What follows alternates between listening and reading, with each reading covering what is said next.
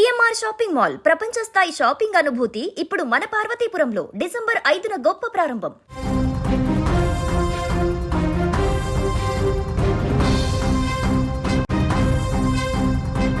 భద్రాద్రి కొత్తగూడెం జిల్లాలో ఘోర రోడ్డు ప్రమాదం జరిగింది. అతి వేగం ముగ్గురు ప్రాణాలను బలి తీసుకుంది.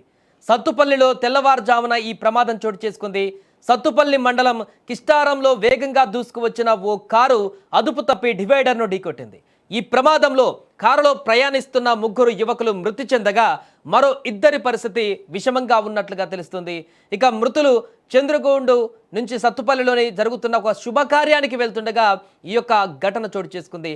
సత్తుపల్లి మండలం కిష్టారం దగ్గర ఈ ప్రమాదం చోటు చేసుకుంది.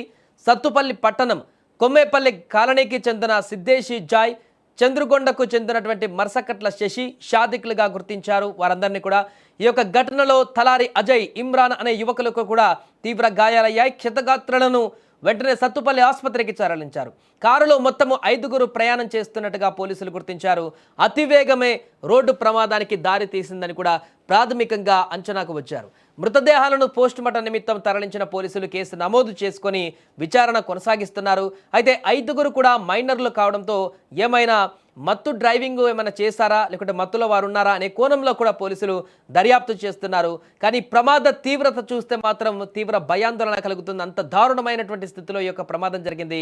విజువల్స్ మనం చూడొచ్చు. డివైడర్ని ఢీకొట్టిన తర్వాత పూర్తిగా ఆ కారు తునాతునకలు అయిపోయినటువంటి దృశ్యాలు మనకు కనిపిస్తున్నాయి. ఒక బొమ్మ కారు కనుక మనం పూర్తిగా ఏ రకంగా దాన్ని తునాతునకలు చేస్తే ఏ రకంగా మారుతుందో అలా మారిపోయింది ఈ కారు. అంత పెద్ద ప్రమాదం అక్కడ సంభవించినట్టుగా మనం గుర్తించవచ్చు.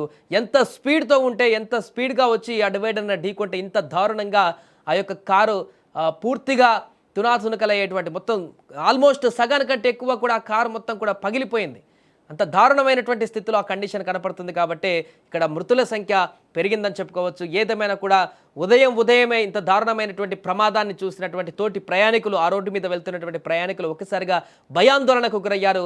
ఇంత దారుణమైనటువంటి ప్రమాదం జరిగింది ఏంటని ఆశ్చర్యపోయారు. అక్కడ కొంతమంది ప్రయాణికులు ప్రమాదం జరిగిన తర్వాత ఆగి అక్కడ ఎవరైనా వారందరికీ కూడా ఆసుపత్రులు తీసుకువెళ్ళడానికి ప్రయత్నాలు చేశారు. వెంటనే పోలీసులకు ఇన్ఫామ్ చేశారు.